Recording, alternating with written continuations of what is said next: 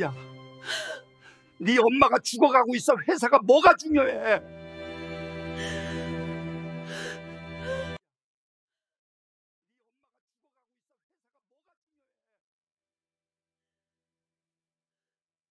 한평생 오직 자식의 성공만을 위해 헌신했던 아버지의 이야기가 있습니다. 40년 떡집 사장 박성만 씨의 피와 땀은 결국 7억 원짜리 아파트가 되어 아들에게 돌아갔습니다. 부모의 조건은 단 하나였습니다. 늙어 몸이 불편해지면 그때는 저희가 모시겠습니다. 그 달콤한 약속을 성만 씨는 믿었습니다. 그러나 아내가 위암으로 쓰러지자 찰떡 같던 믿음은 산산조각 났습니다. 아들 내외는 병원을 외면했습니다. 병원 냄새를 맡으면 토하거든요. 40년 희생의 대가는 결국 싸늘한 문전박대였습니다.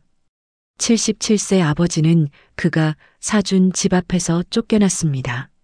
지금은 21세기인데 누가 그런 걸 지켜요? 빼앗긴 존엄을 되찾기 위해 아버지는 마지막 싸움을 시작했습니다.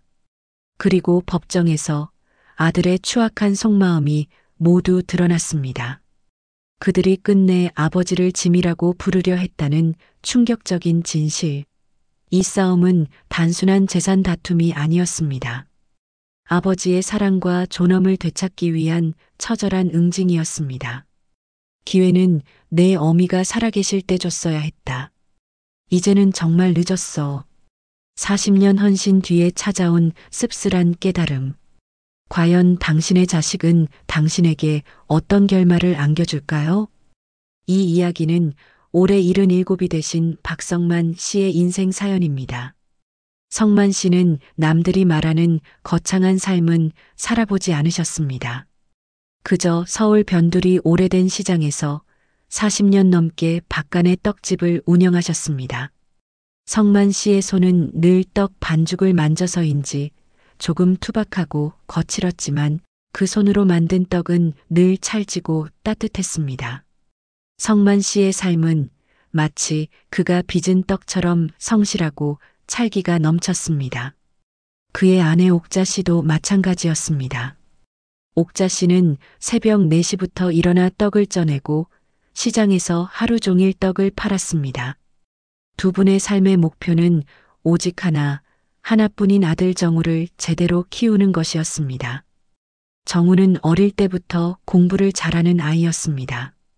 초등학교, 중학교, 고등학교를 거치면서 늘 상위권을 놓치지 않았습니다. 떡집 운영으로 허리가 휘어지고 손에 굳은 살이 박여도 성만 씨 부부는 정우의 학원비와 교재비를 대는 일에 주저함이 없었습니다. 그 모든 희생이 헛되지 않았습니다. 정우는 마침내 그 유명한 명문대에 합격했습니다. 합격 소식이 시장에 퍼지던 날 온 시장 사람들이 두 분에게 떡을 받아 먹으며 잔치를 열었습니다. 성만 씨는 그날의 뿌듯함과 감격을 아직도 생생하게 기억합니다. 그때는 정말 모든 고생이 보상받는 기분이었습니다. 아내는 여보, 우리 정우가 드디어 해냈어요. 이제 우리도 어깨 펴고 삽시다라며 울먹였습니다. 성만 씨는 그래, 여보. 당신 고생이 제일 많았지라며 옥자 씨의 손을 잡고 눈물을 훔쳤습니다. 대학 4년 내내 성만 씨 부부는 정우의 등록금과 생활비를 마련하기 위해 더욱 억척같이 일했습니다. 성만 씨는 떡집 일 외에도 주말마다 건설 현장 막노동을 마다하지 않았습니다. 허리가 아파 병원에 가야 할 돈도 아끼고 또 아꼈습니다. 아들 정우는 대학 졸업 후 대기업에 취직했습니다. 첫 월급날 정우가 성만 씨에게 용돈을 가져다 주었을 때 성만 씨는 세상 모든 것을 다 가진 듯 했습니다. 아버지, 어머니, 두 분 덕분입니다. 정말 감사드립니다. 그때는 정우가 정말로 효자이고 따뜻한 아들이라고 믿었습니다. 그러나 문제는 정우가 결혼을 하면서부터 시작되었습니다. 정우가 데려온 예비 며느리 수지는 세무직 공무원이었습니다. 깔끔하고 예의 바른 첫인상에 성만 씨와 옥자 씨는 모두 만족스러워했습니다. 며느리가 똑똑하고 반듯해 보였습니다. 결혼 준비를 하면서 정우가 조심스럽게 신혼집 마련에 대한 어려움을 털어놓았습니다. 성만 씨는 주저하지 않았습니다. 평생 모은 돈에 낡은 떡집 건물을 담보로 대출까지 받아 서울에 7억 원이 넘는 아파트를 신혼집으로 마련해 주었습니다. 아들의 새 출발을 위해서는 그 정도 희생은 당연하다고 생각했습니다. 다만 성만 씨는 단 하나의 조건을 걸었습니다. 나와 내 어미가 늙어 몸이 불편해지면 그때는 너희가 우릴 모셔야 한다. 아버지, 당연한 말씀이시죠. 며느리 수진도 고개를 끄덕이며 염려 마세요. 아버님이라고 화답했습니다. 성만 씨는 이 약속을 믿고 증여계약서에 부양조건부 증여라고 명확히 명시했습니다. 결혼식은 성대하게 치러졌습니다. 하객들 앞에서 며느리는 좋은 부모님을 만나 복받은 남편입니다라고 인사했고 성만 씨는 정말 똑똑하고 착한 며느리를 얻었다고 생각했습니다. 하지만 결혼 후 며칠이 지나지 않아 미묘한 변화가 느껴지기 시작했습니다. 전화를 해도 말이 짧아지고 주말에 한번 아들이 보고 싶어 신혼집에 들러보려고 하면 늘 핑계가 있었습니다. 아버지, 저희 요즘 너무 바빠요. 너무 피곤해요. 나중에 연락드릴게요. 성만 씨는 처음에는 신혼이니까 그럴 수 있지라며 젊은 부부를 이해하려 애썼습니다. 하지만 추석이 되어도 설날이 되어도 아들 내외는 오지 않았습니다. 회사 일, 며느리 몸이 안 좋다는 핑계는 늘 있었습니다. 한 번은 서울에 볼 일이 있어 갔다가 아들 얼굴이라도 한번 보려고 연락 없이 아파트 현관문을 찾아갔습니다. 초인종을 눌렀을 때 며느리 수진이 나와서 말했습니다. 아버님, 어머님, 미리 연락하고 오세요. 갑자기 오시면 저희도 당황스러워요. 성만 씨는 그 말을 듣고 가슴이 덜컥 내려앉았습니다. 내가 사준 집인데, 내 아들이 사는 집인데 왜 허락을 받고 와야 하나 싶었습니다. 떡집을 40년 운영하며 한 번도 누구에게 무시당해 본 적 없는 성만 씨였습니다. 아내 옥자 씨는 그 일 이후 마음이 많이 상했습니다. 여보, 우리가 뭘 잘못했다고 저런 소리를 들어야 해요? 저러려고 우리가 그 고생을 한 건가요? 성만 씨는 아닐세, 여보. 애들이 시간이 좀 필요한 걸세라며 아내를 달랬지만 불안감은 더욱 커졌습니다. 자식의 미래를 위해 희생했던 부모의 헌신이 이제 와서 자식들에게 부담스러운 짐이 되어가는 것 같았습니다. 성만 씨는 며느리의 차가운 눈빛과 아들의 소극적인 태도를 보면서 이제껏 한 번도 생각해보지 않았던 외로움이라는 감정을 느꼈습니다. 떡집에서 끓여내는 따뜻한 시루김이 그의 마음속 싸늘한 냉기를 덮어줄 수 없었습니다. 그저 성만 씨는 믿었습니다. 그래도 내 아들인데, 그래도 피부치인데, 곧 철이 들겠지라고 말입니다.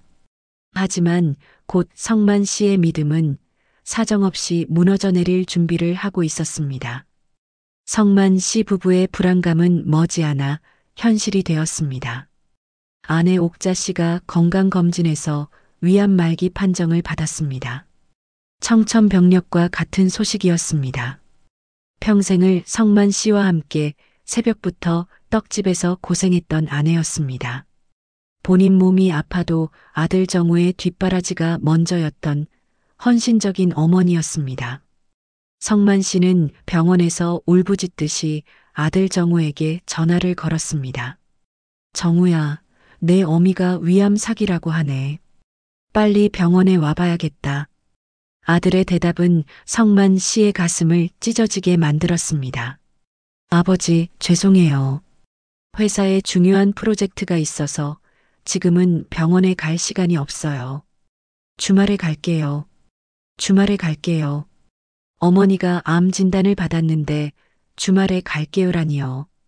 곁에 있던 옥자 씨는 그 말을 듣고 무척 서운한 표정을 지었습니다. 여보, 우리가 뭘 잘못했길래 우리 아들이 이럴까요? 성만 씨는 할 말이 없었습니다. 그 주말에도 정우는 오지 않았습니다. 다음 주에 겨우 전화가 왔는데 여전히 회사 일 때문이라는 변명이었습니다. 성만 씨는 끝내 화를 참지 못하고 소리쳤습니다. 야, 내 어미가 다 죽어가는데 회사가 뭐가 그렇게 중요하냐? 그때 전화 너머로 며느리 수진의 목소리가 들렸습니다. 여보, 아버님이 또 화내시네. 전화 끊어.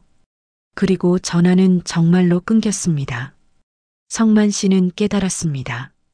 아들 내외에게 자신들은 이미 짐이 되어버렸다는 사실을 말입니다.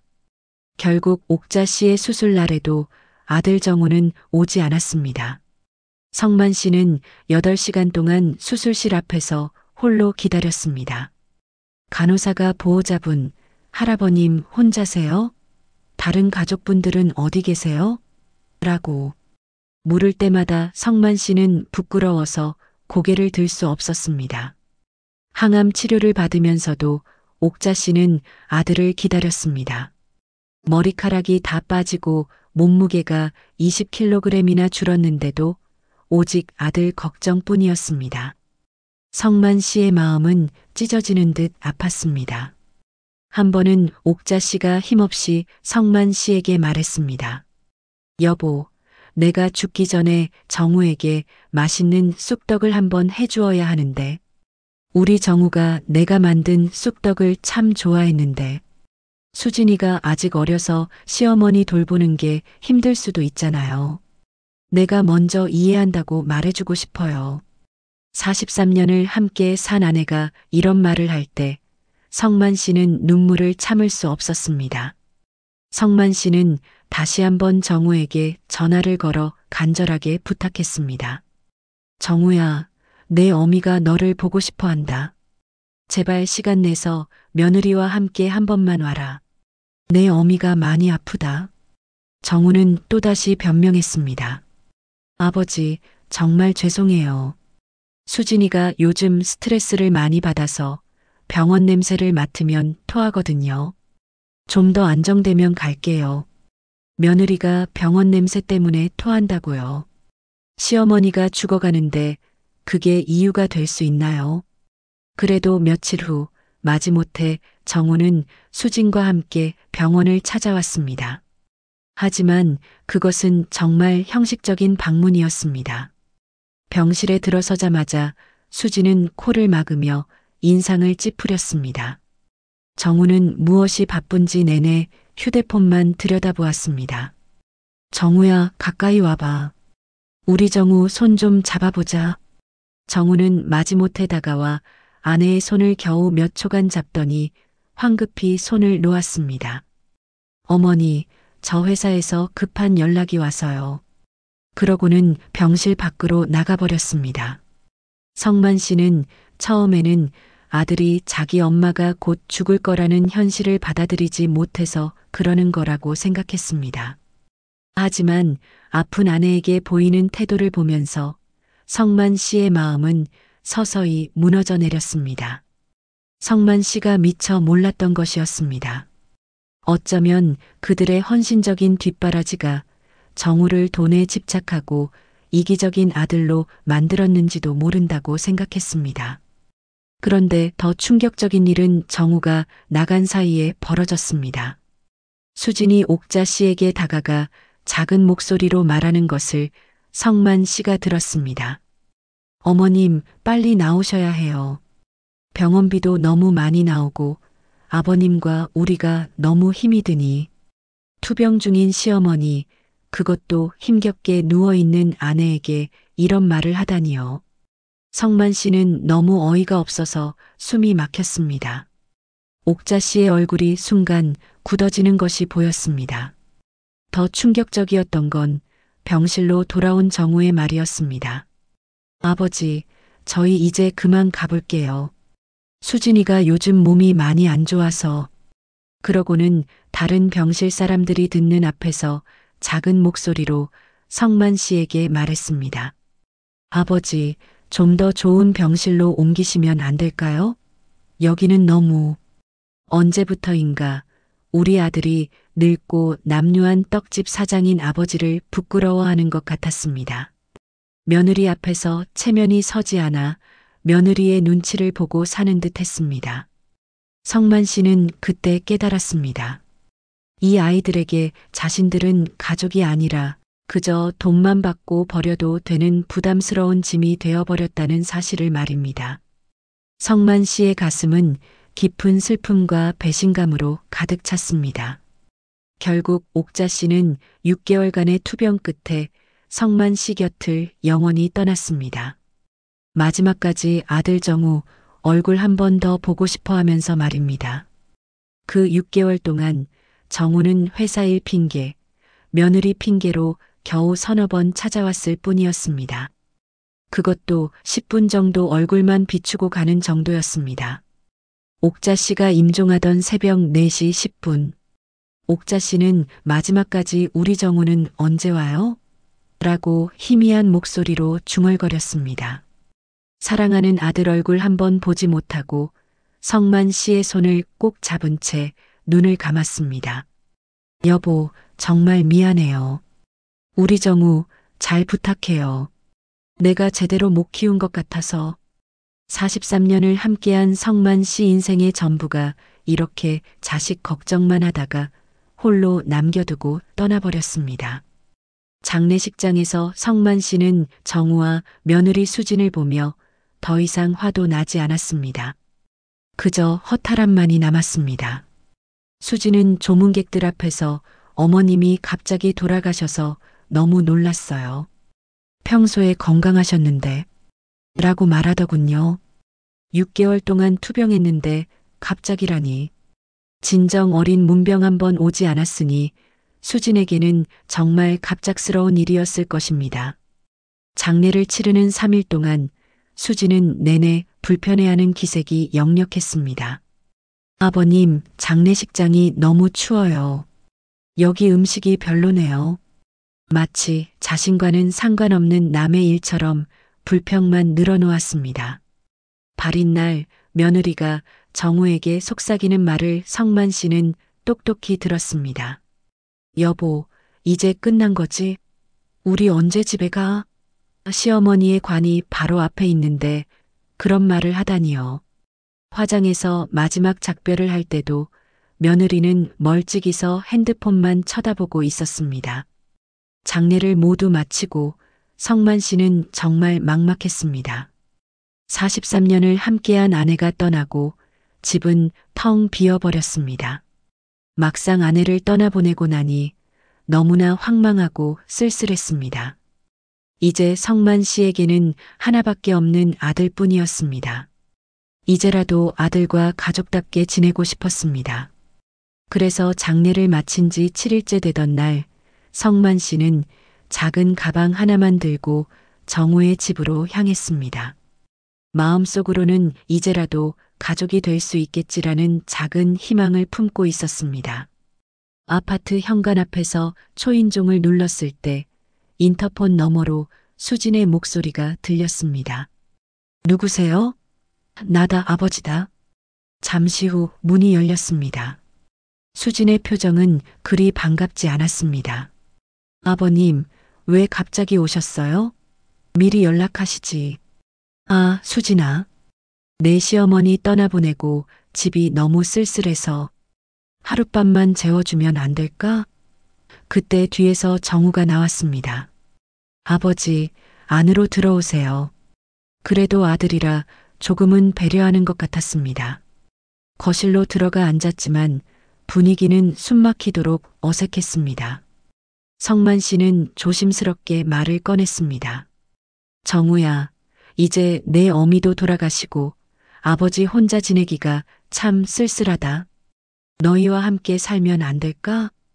그 말을 듣자마자 수진의 표정이 확 굳어졌습니다. 정우도 치킨을 먹던 손을 멈췄습니다. 아버님, 저희도 저희 생활이 있어서 갑자기 함께 사는 건 좀. 수진아, 나는 많은 걸 바라지 않는다. 그냥 작은 방 하나만. 아니면 거실 한 구석이라도. 아니에요. 이 집은 신혼집이잖아요. 저희 둘만의 공간이 필요해요. 성만 씨는 그때 폭발했습니다. 수진아, 이 집이 누구 돈으로 산 집인지 알고 있지? 나와 내 시어미가 평생 모은 돈 7억 원으로 산 집이다. 계약서에도 명시되어 있지 않니? 부양 조건부 증여라고. 수지는 버럭 소리를 질렀습니다. 그러면 그때 분명히 말씀을 하셨어야지요. 이제 와서 이런 말씀을 하시는 법이 어디 있어요? 말했잖니. 결혼할 때 분명히 말했어. 너희가 모시겠다고 했고. 그건 그때는 그랬지만 지금은 상황이 달라졌잖아요. 아들 정우는 그냥 가만히 앉아서 자기 아버지와 아내가 큰 소리를 내는데도 한마디도 하지 않았습니다. 수진이 이어서 말했습니다. 아버님, 솔직히 말씀드릴게요. 저는 결혼할 때 시부모님과 함께 살 생각이 전혀 없었어요.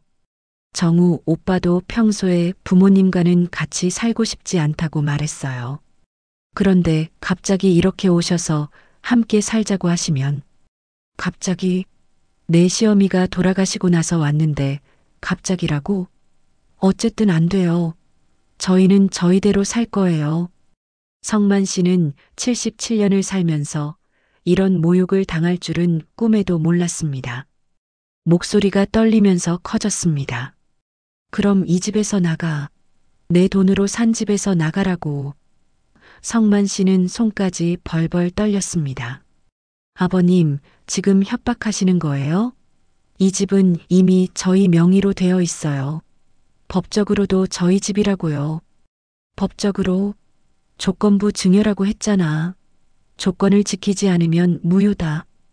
그런 건 옛날 얘기예요. 지금은 21세기인데 누가 그런 걸 지켜요? 며느리의 그 말에 성만 씨는 정말 기가 막혔습니다.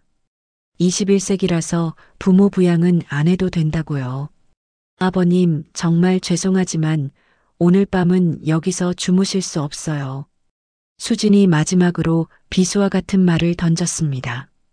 아버님, 어머니도 돌아가셨으니까 작은 원룸이라도 구하시면 오히려 자유로우실 텐데요.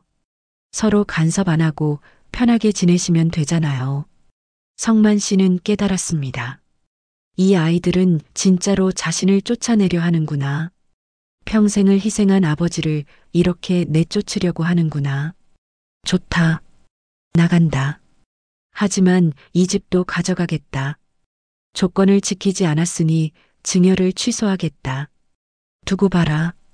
법이 있는 나라에서 이런 일이 그냥 넘어갈 줄 아느냐. 그렇게 말하고 성만 씨는 새벽에 혼자 집을 나섰습니다. 7억 원짜리 아파트 앞에서 쫓겨나 차가운 길거리를 걸으면서 눈물이 났습니다. 77년을 살면서 이런 지옥을 당할 줄은 꿈에도 몰랐습니다. 성만 씨는 그날 밤 근처 찜질방에서 잠을 청했습니다. 앞으로 피 말리는 싸움을 해야 한다는 것을 직감했습니다. 다음 날 아침 성만 씨는 망설이지 않고 법무사 사무실을 찾아갔습니다. 평생 떡집에서 뚝심을 가지고 살아온 성만 씨였습니다. 이제 그 뚝심을 아들 내외에게 빼앗긴 존엄을 되찾는데 사용하기로 결심했습니다.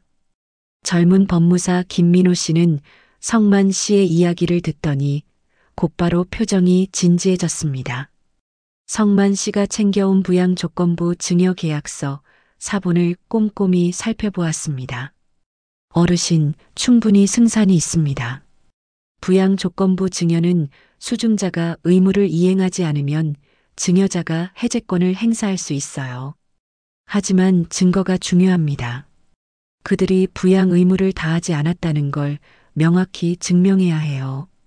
성만 씨는 그때부터 악착같이 증거를 모았습니다. 아내 옥자 씨의 6개월 투병 기간 동안 정우와 수진이 병문안을 거의 오지 않았다는 병원 기록을 받았습니다. 성만 씨가 계속 연락했지만 그들이 거부했다는 통화 내역도 모았습니다. 떡집을 오가며 성만 씨 내외의 헌신과 아들 내외의 무관심을 보았던 시장 사람들의 증언도 확보했습니다. 한 달 후 성만 씨는 마침내 조건부 증여 해제 및 소유권 이전 등기 말소 청구 소송이라는 긴 이름의 소장을 법원에 제출했습니다. 77세 할아버지의 마지막이자 가장 단호한 반격이 시작되었습니다. 며칠 후 아들 정우에게서 전화가 왔습니다.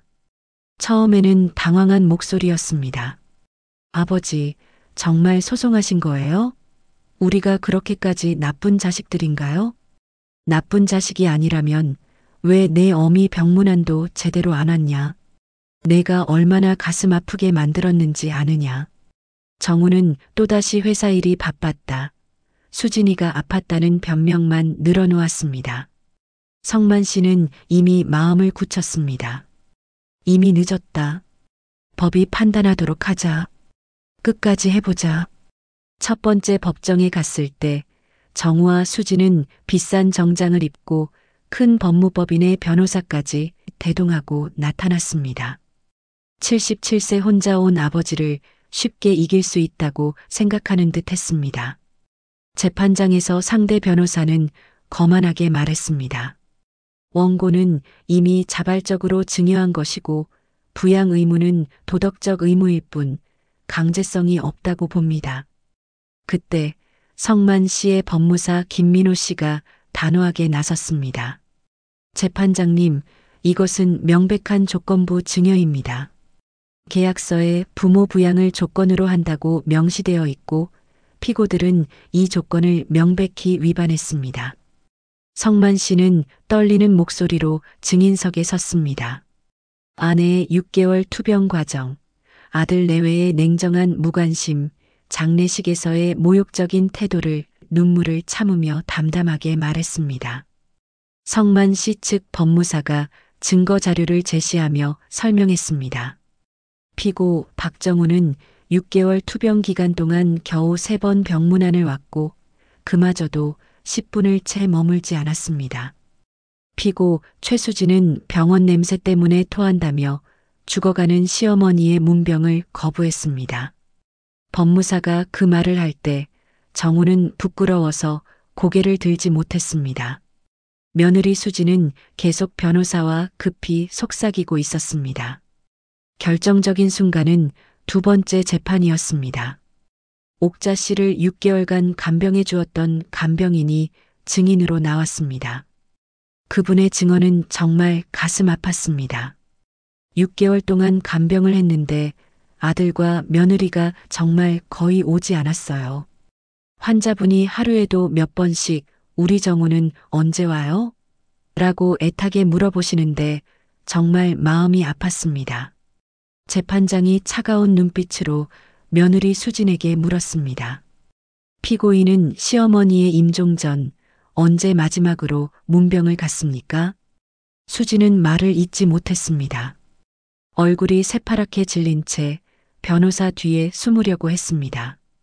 재판장은 더욱 차가운 목소리로 말했습니다. 6개월이라는 투병 기간 동안에 이를 기억하지 못한다는 것은 도저히 이해할 수 없군요.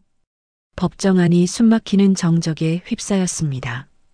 그리고 마지막 재판에서 폭탄이 터졌습니다.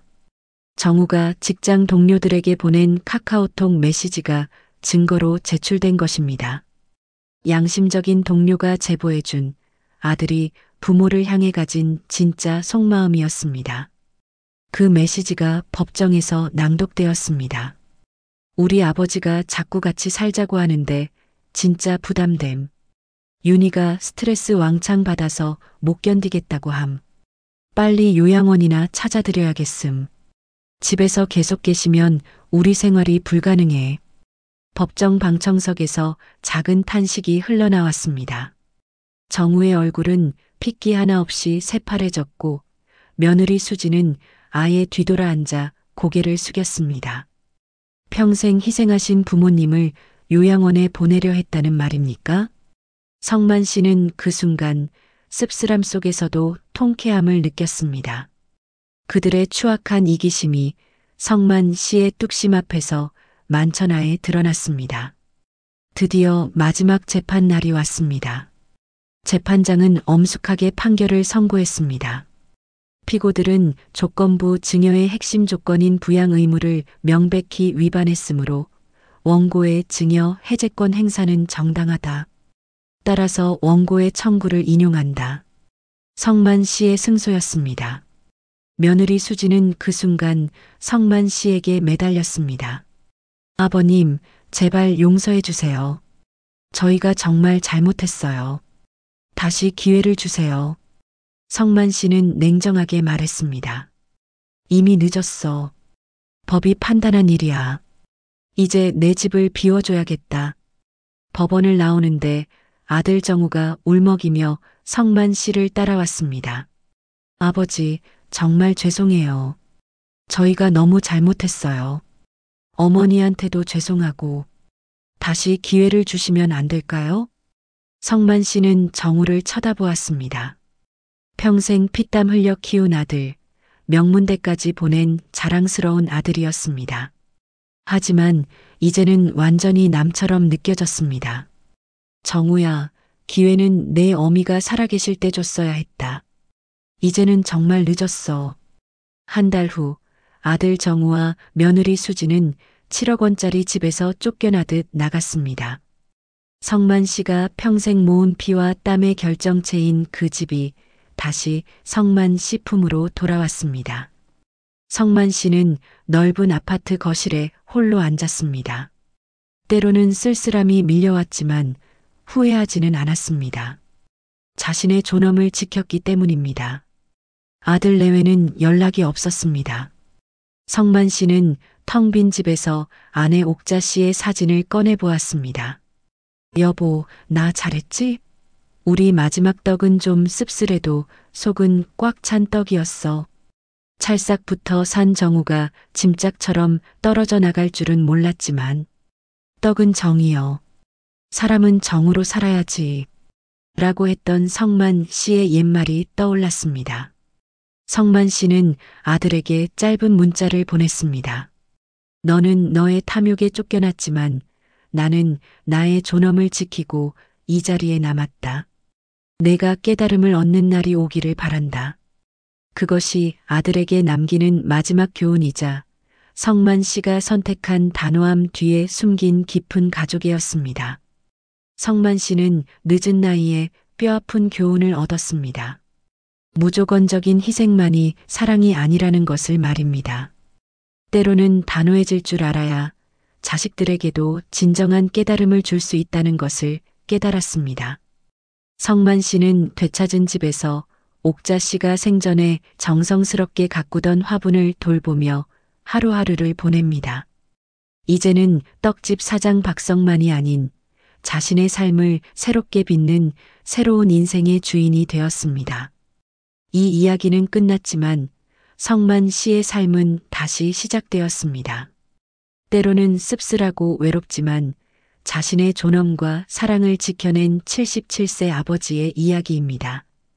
평생 자식 뒷바라지하고 때늦은 후회를 하시지 않기를 바라는 성만 씨의 간절한 메시지입니다.